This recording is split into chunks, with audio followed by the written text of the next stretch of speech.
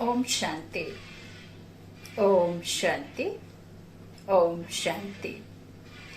14/10/2021 प्रातः मुरली। ओम शांति। बाप दादा मधुबन।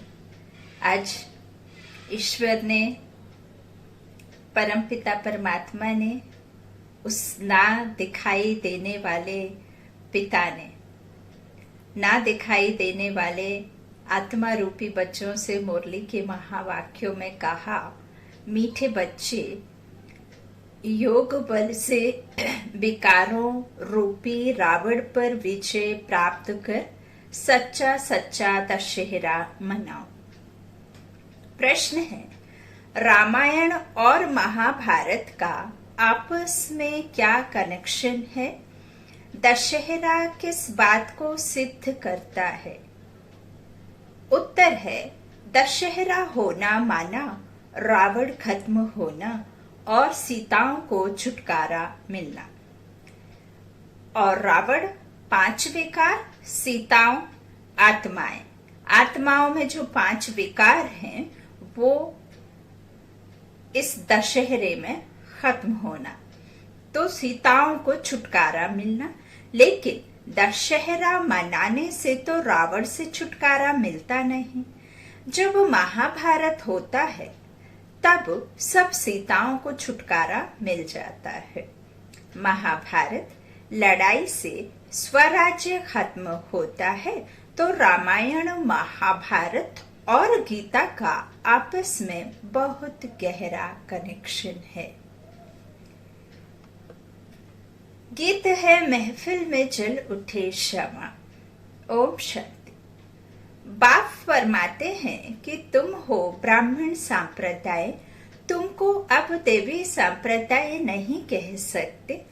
तुम अब हो ब्राह्मण संप्रदाय, पीछे देवी संप्रदाय बनने वाले हो। यह जो रामायण है, आज दशहरे पर जैसे इनका रामायण पूरा होने वाला है, परंतु पूरा होता नहीं। अगर रावण मरता है तो रामायण की कथा पूरी होनी चाहिए, परंतु होती नहीं है। छुटकारा होता है महाभारत से। अब यह भी समझने की बातें हैं, रामायण क्या है और महाभारत क्या है। दुनिया तो इन बातों को जानती नहीं। रामायण और महाभारत दोनों का कनेक्शन है। महाभारत लड़ाई से रावण राज्य खत्म हो जाता है। फिर यह दशहरा आदि मनाने का ही नहीं है। गीता अथवा महाभारत भी है रावण राज्य को खत्म करने वाले। अभी तो टाइम है, तैयारी भी हो रही है। वह है हिंसक, तुम्हारी है अहिंसक। तुम्हारी है गीता, तुम गीता का ज्ञान सुनते हो, उससे क्या होने का है? रावण राज्य खलास होने का है। वह भल रावण को मारते हैं, परंतु राम राज्य तो होता नहीं और ना ही रावण मरता। अब रामायण और महाभारत है ना, तो महाभारत है रावण को खलास करने के लिए। यह बड़ी गुहा समझने की बातें हैं, इसमें विशाल बुद्धि चाहिए। बाबा कहते हैं, बाप समझाते हैं, महाभारत लड़ाई से रावण राज्य खत्म होता है। ऐसे नहीं कि सिर्फ रावण को मारने से रावण राज्य खत्म हो जाता है। कोई भी स्थूल चीजों का दहन करने से, कोई भी स्थूल वस्तुओं को जला देने से, या कोई भी वस्तुओं का हवन में स्वाहा कर देने से वो जो आपको चाहिए वो तो नहीं मिलता ना। वो तो आपको सूक्ष्म रूप से, सूक्ष्म रीति से समझना होगा, ज्ञान को समझना होगा, तब कहीं जाके जो आप चाहते हैं वह होगा। तो बाबा कहते हैं कि ऐसा नहीं कि रावण को मारने से रावण राज्य खत्म हो जाएगा। उसके लिए तो संगम चाहिए। जब तक संगम ना आए, तब तक तो परमात्मा ना आए, और जब तक परमात्मा आए तो यह गुहराज भी ना समझाए, ना ही आत्माओं का सत्य हम जान सकते और ना ही इस संसार के सत्य को हम जान सकते। और जब तक हम सत्यता को नहीं जानेंगे, समझेंगे, तब तक हम वह सब नहीं कर सकते हैं जिसकी वजह से दुख आया है। अब सुख में परिवर्तित होना है तो किन किन बातों को हमें जानना, समझना, धारणा करना होगा ना। तो विकारी रूपी रावण से हमें कैसे छुटकारा मिलेगा? जब हम उसे दान करेंगे, है ना, योग अग्नि से। फिर हमारे सारे पाप दग्ध होंगे। किसकी योग से, किसकी याद से? परमात्मा की याद से, जो ज्ञान दाता है, ज्ञान का सागर, प्रेम का सागर, सुख दाता, शांति करता, दुख हरता पिता, है ना, उसकी याद में रहेंगे तब। तो बाबा कहते हैं उसके लिए तो संगम चाहिए। अब संगम है, अब तुम तैयारी कर रहे हो रावण पर विजय पाने की। इसमें ज्ञान के अस्त्र शस्त्र चाहिए, वह नहीं, स्थूल अस्त्र नहीं चाहिए। बाबा कहते हैं ज्ञान के अस्त्र शस्त्र चाहिए। जैसे दिखाते हैं रावण और राम की युद्ध हुई, यह शास्त्र सब हैं भक्ति मार्ग के। अभी तुम रावण राज्य पर विजय पाते हो योग बल से, यह हो गई गुप्त बात। 5 विकारों रूपी रावण पर तुम्हारी विजय होती है। किससे? गीता से। बाबा तुमको गीता सुना रहे हैं। भागवत तो है नहीं, भागवत में दिखाते हैं कृष्ण चरित्र। अब कृष्ण के चरित्र तो कुछ है नहीं। तुम जानते हो जब विनाश होगा, महाभारी लड़ाई लगेगी, उनसे ही रावण राज्य खत्म हो जाएगा। ये जो सफाई का कार्य चल रहा है ना, ये प्रकृति जो अपना विकराल रूप धारण कर इस संसार के सारी गंदगी को सफाई करने में मदद करेगी ना, तो वह भी स्थापना के कार्य में सहायक है ना। इस तरह से बाबा कहते हैं लड़ाई महाभारी लगेगी, यही सबकी कयामत का समय है, उनसे ही रावण राज्य खत्म हो जाएगा। सीढ़ी में भी दिखाया गया है, जब से रावण राज्य शुरू हुआ है तब से भक्ति मार्ग शुरू हुआ है। यह तुम ही जानते हो और इस सृष्टि के धर्मों के झाड़ को सिर्फ और सिर्फ परमात्मा जानता है। युगों को, तीनों कालों को, इस त्रिनेत्र को आकर भी वह बताता है, समझ का तीसरा नेत्र जिसे कहते हैं। तो बाबा कहते हैं यह सब हुआ है जब से रावण राज्य शुरू हुआ है, यह तुम ही जानते हो। गीता का कनेक्शन महाभारत लड़ाई से है। तुम गीता सुनकर राज्य पाते हो और लड़ाई लगती है सफाई के लिए। बाकी भागवत में चरित्र आदि फालतू है, शिव पुराण में कुछ भी नहीं है। नहीं तो गीता का नाम होना चाहिए शिव पुराण।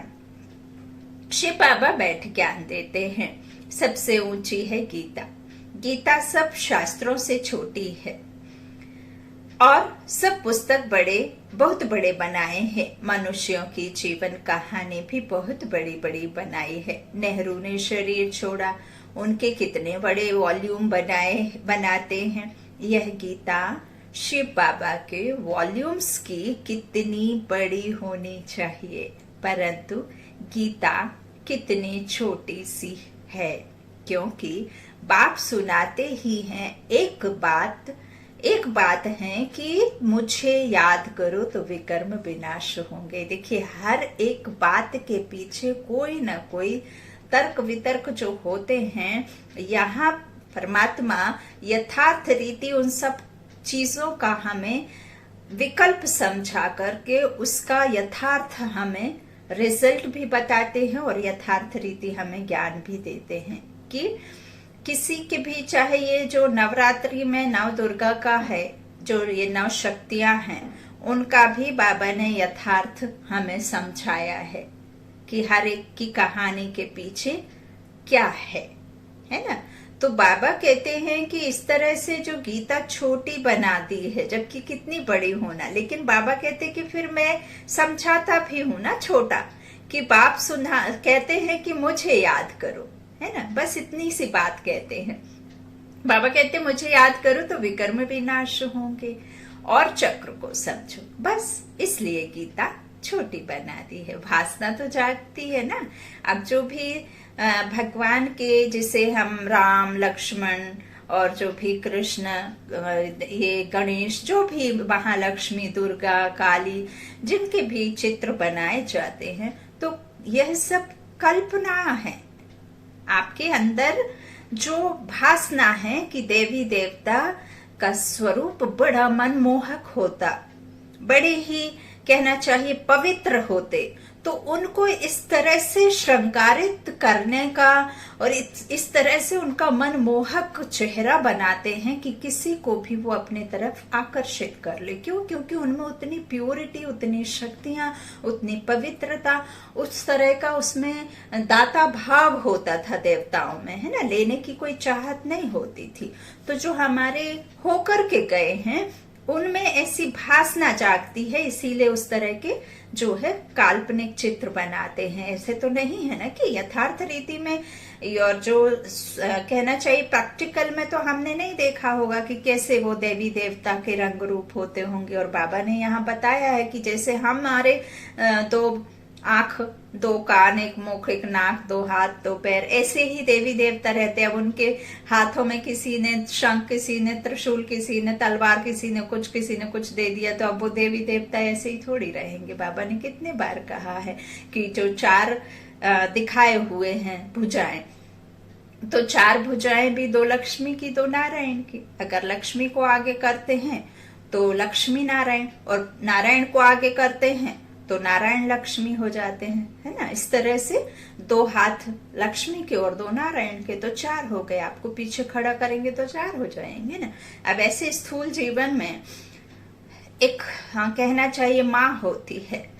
माँ के दो ही हाथ हैं, लेकिन यदि उसके फैमिली में 10 लोग भी हैं तो उसे 10 के लिए बराबर से काम करना पड़ता है। बर्तन धोना, कपड़े धोना, और कहना चाहिए खाना बनाना, बच्चों का करना, पति का करना, सास ससुर का करना, जितने भी घर में फैमिली मेंबर हैं आजे पराजाओं का करना। तो वो कभी भी नहीं करती। उनके पास 2 भुजाएं हैं, लेकिन वो ना जाने कितने भुजाओं के बराबर कार्य कर देती हैं। उनमें सहने की शक्ति, समर्पण भाव, उनमें प्रेम भाव, उनमें सब कुछ होता है माँ में ना। इसीलिए माँ को कितना कहना चाहिए, एक छोटे से शब्द में संसार छुपा हुआ है ना। तो इसी तरह से बाबा हमें हर एक बात का यथार्थ रीति बताते हैं, उसे सिर्फ समझना है ना। तो बाबा कहते हैं कि क्योंकि बाप सुनाते ही हैं बहुत छोटा सा ना, तो यह ज्ञान है, बाबा कहते हैं कंठ करने का। यह जो ज्ञान है, बाबा कहते हैं बस समझो चक्र को, और यह छोटी गीता बना दी है, यह ज्ञान है कंठ करने का। तुमको मालूम है गीता का लॉकेट बनाते हैं, उसमें छोटे अक्षर होते हैं। अब बाबा भी तुम्हारे गले में लॉकेट पहनाते हैं, त्रिमूर्ति और राजाई का। बाबा कहते हैं गीता है 2 अक्षर, अल्फ और बे। बाबा को याद करो और बेपरवाह बादशाह बन जाओ। यह है गुप्त मंत्र का लॉकेट। मन मना भव, मन से मुझको एक को याद करो, मामे कम याद करो, है ना। तो मुझे याद करो तो विकर्म विनाश होंगे। तुम्हारा काम है योग बल से विजय पाना, फिर तुम्हारे लिए सफाई भी चाहिए। बाप समझाते हैं कि तुम्हारे योग बल से ही रावण राज्य का विनाश होना है। रावण राज्य कब शुरू हुआ है यह भी नहीं जानते, कोई नहीं जानता। यह ज्ञान बड़ा सहज है, सेकंड की बात है ना। 84 जन्मों की सीढ़ी में भी इतने जन्म लिए हैं, कितना सहज। बाप है ज्ञान का सागर, ज्ञान सुनाते ही आते हैं। तुम सब मुरली के कागज इकट्ठे करो तो ढेर हो जाएं। बाप डिटेल में समझाते हैं। नटशेल में तो कहते हैं अल्फ को याद करो। बाबा कहते हैं बस बाकी टाइम किस में लगाते हैं। तुम्हारे सिर पर पापों का बोझा बहुत है। यदि पापों का बोझा नहीं होते तो गंगा तट पर इतने भीड़ और इतना पुण्य, इतना दान, इतना व्रत, इतना जप तप क्यों करते? तो यह सब जो है बातें उस सबको समझना है। बाबा कहते हैं कि तुम्हारे सिर पर जो पापों का बोझा है उसे उतारना है, वह याद से ही उतरना है। इसमें मेहनत लगती है, बड़ी बड़ी तुम भूल जाते हो, है ना। बाबा कहते बड़ी बड़ी बातें और घड़ी घड़ी तुम मुझे भूल जाते हो। अपने पिता को कोई भूलता है ना, तो बाबा कहते घड़ी घड़ी तुम मुझे भूल जाते हो। तुम बाबा को याद करते रहो तो कभी विघ्न नहीं पड़ेंगे। देह अभिमानी बनने से विघ्न पड़ते हैं। देही अभिमानी बनते हो तो अंत में फिर आधा कल्प कुछ विघ्न नहीं पड़ता। अब आधा कल्प के लिए बाबा कहते हैं ना, अब यहाँ इस समय कई बार सिर्फ और सिर्फ बाबा को यह सोच कर के बाबा से जुड़ते हैं या बाबा को याद करते हैं। कई को समझते हैं कि हमें घर नहीं है, कार नहीं है, तो इसके लिए बाबा को चलो मान लेते हैं। लेकिन बाबा कहते हैं मैं अभी के लिए नहीं, तुम्हारे आधे कल्प के लिए तुमको यह सब ज्ञान दे रहा हूँ, है ना। तो घड़ी घड़ी फिर भी भूल जाते हैं, बाबा कहते हैं। और देही अभिमानी बनते हो अंत में। बाबा कहते हैं अभी कर्मातीत अवस्था किसी की नहीं, कर्मातीत अवस्था हो जाए तो ये दुनिया बदली हो जाए ना। तो बाबा कहते अभी बन रहे हैं, अभी बना कोई नहीं है, तो आधा कल्प कुछ विघ्न नहीं पड़ता। बाबा कहते ये कितनी गुहा बातें हैं समझने की। शुरू से लेकर कितना सुनाते आए हैं, फिर भी कहते हैं सिर्फ अल्फबे को याद करो। बस झाड़ का है विस्तार, बीज तो छोटे से छोटा होता है। अब आप जमीन में कितना छोटा झाड़ का बीज डालते हैं, आम का हो चाहे नींबू का हो, कितना छोटा सा डालते हैं, लेकिन आपको नहीं पता होता वो झाड़ कितना बड़ा होगा, है ना। तो सारा सार तो बीज में है ना, बाकी तो टालियां बाबा कहते वो विस्तार है। तो बीज तो छोटे से छोटा होता है, झाड़ कितना बड़ा निकलता है। आज दशहरा है ना, अब बाबा समझाते हैं रामायण का महाभारत से क्या संबंध है। रामायण तो भक्ति मार्ग का है, आधा कल्प से चला आता है कोया। अब रावण राज्य चल रहा है, फिर महाभारत आएगा तो रावण राज्य खत्म हो, राम राज्य शुरू हो जाएगा। रामायण और महाभारत में क्या फर्क है। राम राज्य की स्थापना और रावण राज्य का विनाश होने का है। गीता सुनकर तुम विश्व का मालिक बनने लायक बनते हो। गीता और महाभारत भी है अभी के लिए, रावण राज्य खत्म होने के लिए। बाकी उन्होंने जो लड़ाई दिखाई है वह रॉन्ग है। लड़ाई है 5 विकारों पर जीत पाने की।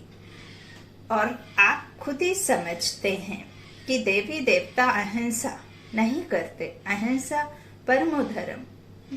तो देवी देवता कैसे किसी का सर काटेंगे। वो तो अकासुर, बकासुर, कंस, रावण सब कहाँ होंगे। दुख देने वाले तो दुख की दुनिया में होंगे ना, सुख की दुनिया में तो कोई होगा नहीं। तो राम के राज्य में कैसे पॉसिबल है, जबकि वो स्वयं भगवान की रचना हुई, तो कैसे पॉसिबल है ना। तो इस तरह से कई फिर कहते भी हैं, मजे भी लेते हैं कि हाँ, जो कहना चाहिए कि भगवान अपनी पत्नी को सेफ नहीं कर पाया तो कैसा भगवान। और वो छोटे से बच्चे को आप भगवान कहते। यदि वो छोटा सा बच्चा कृष्ण भगवान होता तो इस संसार का हर कोई इंसान उसे भगवान मानता। नहीं मानते, लेकिन गॉड ऑफ लाइट, अल्लाह भी, नूर भी, और जहां जहां आप देखो तो लाइट कहते हैं, है ना। हमारे यहाँ भी शिव निराकारी या परमात्मा, वो भी ज्योतिर्बिंदु है ना। तो इसको सभी मानते हैं परमात्मा को, क्योंकि गॉड इज वन, है ना। तो इसीलिए यह सब जो भारत में आए वो बाद में आए, पिछाड़ी में सब हमने जब वाम मार्ग में देवता गिरे तभी फिर मनुष्य अर्थात रावण राज्य में 5 विकारों में कामचिता पर बैठ काले हुए। जब दुखी हुए तो परमात्मा को पुकारा, फिर और जास्ती ये धर्मों का झाड़ बढ़ता ही गया, बढ़ता ही गया, बढ़ता ही गया, और अभी बढ़ते ही जा रहा है ना। तो इस तरह से बाबा कहते हैं जो उन्होंने लड़ाई दिखाई वह रॉन्ग है। लड़ाई है 5 विकारों पर जीत पाने की। तुमको बाप गीता के 2 अक्षर सुनाते हैं, मन मना भव, मध्याजी भव। गीता के शुरू में और अंत में यह 2 अक्षर आते हैं। बच्चे समझते हैं बरोबर गीता का एपिसोड चल रहा है, परंतु किसको कहेंगे तो कहेंगे कृष्ण कहाँ है। बाबा की समझाने और भक्ति मार्ग के शास्त्रों में कितना फर्क है। बाबा कहते हैं यह कोई नहीं जानता कि यह रामायण क्या है, महाभारत क्या है। महाभारत लड़ाई के बाद ही स्वर्ग के द्वार खुलते हैं और स्वर्ग का द्वार नरक से होकर ही जाता है और पहले सुख फिर दुख आता है, परंतु मनुष्य यह समझेंगे नहीं। इसलिए तुम परिचय ही बाप का दो। बाप कहते हैं माँ में कम याद करो। यह बाप सारी दुनिया के लिए कहते हैं। एक गीता को ही खंडन किया है। गीता का सभी भाषाओं में प्रचार है। तुम्हारे राज्य में भाषा ही एक होगी, वहाँ कोई शास्त्र पुस्तक आदि नहीं होगा। वहाँ भक्ति मार्ग की कोई बात नहीं रहती। भारत का ताल्लुक है ही रामायण, महाभारत और गीता से। भगवान तो बच्चों को गीता सुनाते हैं जिससे तुम स्वर्ग के मालिक बनते हो। महाभारत लड़ाई जरूर लगनी चाहिए जो पतित दुनिया खत्म हो जाए। गीता से तुम पावन बनते हो। पतित पावन भगवान आते हैं अंत में हैं। कहते हैं काम महाशत्रु है, इस पर विजय पानी है। काम विकार से कभी हार नहीं खानी है, इनसे बहुत नुकसान होता है। विकारों के पिछाड़ी बड़े बड़े नामी ग्रामी मिनिस्टर्स आदि भी अपना नाम बदनाम करते हैं। विकारों के सभी जानते हैं, है ना।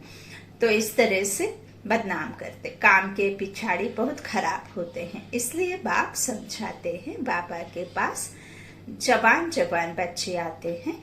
ऐसे बहुत हैं जो ब्रह्मचर्य में रहते हैं, सारी आयु शादी नहीं करते हैं। फीमेल्स भी होती हैं, नन्स कब विकार में नहीं जाती, परंतु उसमें कोई प्राप्ति है नहीं। बाबा कहते यहाँ तो बात है पवित्र बन जन्म जन्मांतर स्वर्ग के मालिक बनने की। जन्म जन्मांतर के पापों का बोझा सिर पर है, वह जब कटे तब स्वर्ग में चले। यहाँ मनुष्य पाप करते रहते हैं, करके एक जन्म कोई सन्यासी बनते हैं। जन्म तो विकारों से लेते हैं। रावण राज्य में विकार विगर जन्म होता नहीं। पूछते हैं वहाँ जन्म कैसे होगा, योग बल किसको कहा जाता है, यह पूछने की दरकार नहीं है ही संपूर्ण निर्विकारी दुनिया। रावण राज्य ही नहीं तो प्रश्न उठ नहीं सकता। सब साक्षात्कार होंगे। जब बूढ़े होते हैं तो यह साक्षात्कार होता है कि जाकर बच्चा बनूंगा, माता के गर्भ में जाऊंगा। यह नहीं मालूम रहता कि फलाने घर जाऊंगा। सिर्फ अब छोटा बच्चा बनना है। मोर और डेल का मिसाल है। आंखों के आंसू से गर्भ होता है।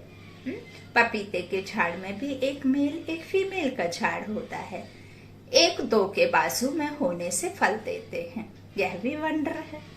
जब झाड़ चीजों में भी ऐसा है तो चैतन्य में सतयुग में क्या नहीं हो सकता है। यह सब डिटेल आगे चलकर समझ में आ जाएगा। मुख्य बात है तुम बाप को याद कर तमो प्रधान से सतो प्रधान पर वर्षा तो ले लो, फिर वहां रस्म जो होगी सो देखेंगे। वहां की रस्में जो भी होंगी बाबा कहते वो देखेंगे। अभी से क्यों उनको परेशान रहना फ्यूचर के लिए, है ना, जो हमें पता ही नहीं। वो तो बाबा समझाते हैं, तो इस दिव्य दृष्टि से उसका चक्कर लगाते रहो, है ना। बाबा कहते फिर वहां की रस्म जो होगी सो देखेंगे। तुम योग बल से विश्व के मालिक बनते हो तो बच्चा क्यों नहीं पैदा हो सकता। ऐसे ऐसे प्रश्न बहुत पूछते हैं। फिर कोई बात में जवाब पूरा नहीं मिला तो गिर पड़ते। थोड़ी बात पर भी संशय आ जाता है। शास्त्रों में ऐसी कोई बातें हैं नहीं। शास्त्र हैं भक्ति मार्ग के। परमपिता परमात्मा आकर ब्राह्मण धर्म, सूर्यवंशी, चंद्रवंशी धर्म की स्थापना करते हैं। ब्राह्मण हैं संगम युगी। बाबा को संगम युग पर आना पड़ता है। पुकारते भी हैं, हे पतित पावन आओ।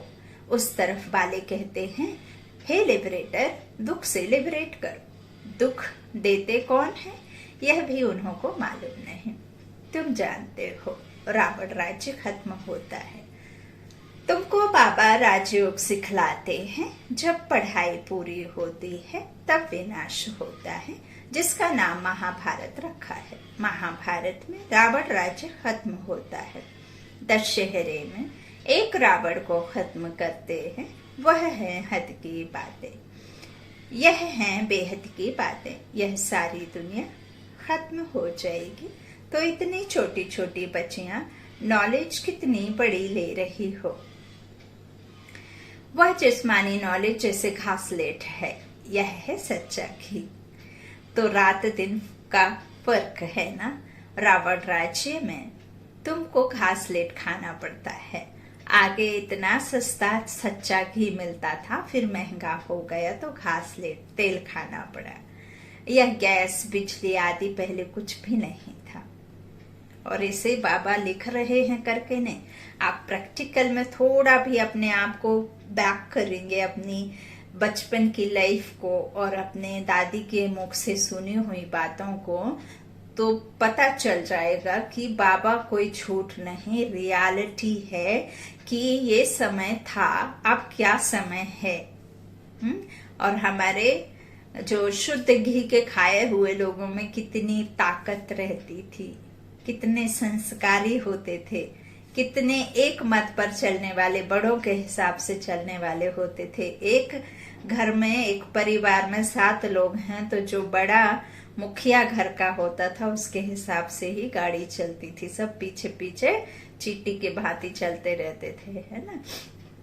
तो यह सब बातें ऐसा नहीं है कि बाबा के महावाक्यों में कोई बात झूठ है ना, या मूंझने वाली है या क्वेश्चन खड़ा करने वाली है। कुछ भी नहीं, जैसा है जो है सो वो बताते हैं। बाबा कहते हैं इस तरह से आगे इतना सस्ता सच्चा घी मिलता था, अब तो दुकानों पर लिखा रहता है शुद्ध घी। पूछते हैं घी चाहिए, शुद्ध चाहिए भैया, कौन सा चाहिए, है ना। पहले ये इन सब चीजों की लिखने की आदि की दरकार नहीं थी। तो फिर महंगा हो गया तो घासलेट तेल खाना पड़ा। यह गैस बिजली आदि पहले कुछ भी नहीं था। थोड़े ही वर्षों में कितना फर्क पड़ा है। बाबा कहते भी हैं जो भी आपको दिख रहा है, ये ताम झाम, ये दुनिया की चकाचौंध, ये सब 100 वर्षों के बीच में होता है ना। तो अभी तुम जानते हो बाबा कहते हैं सब खत्म होने वाला है। शिव बाबा हमें लक्ष्मी नारायण जैसा बनने के लिए पढ़ा रहे हैं। यह नशा इस बाबा को तो बहुत रहता है, ब्रह्मा बाबा को।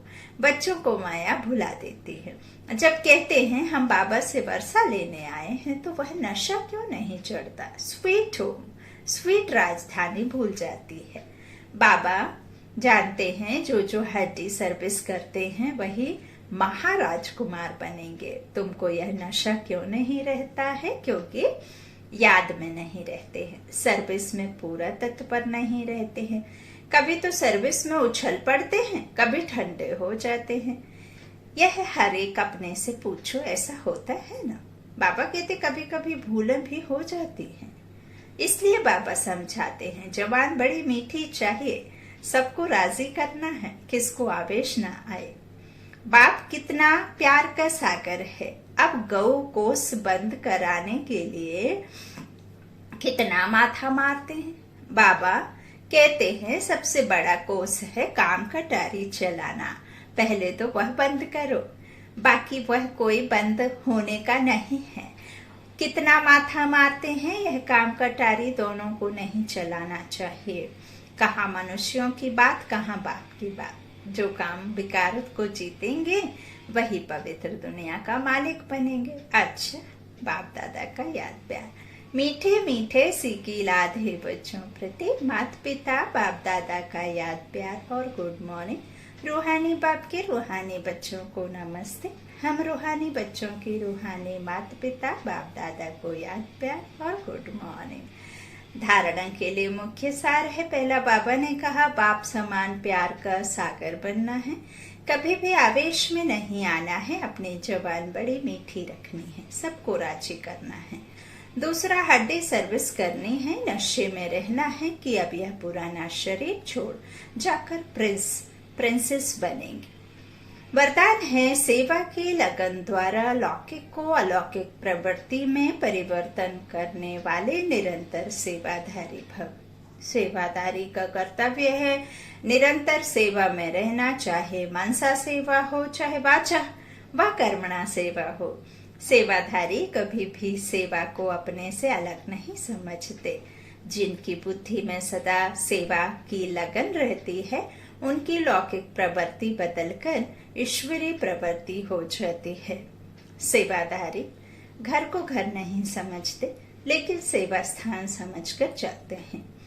सेवाधारी का मुख्य गुण है त्याग वृत्ति वाले प्रवृत्ति में तपस्वी मूर्त होकर रहते हैं, जिससे सेवा स्वतः होती है।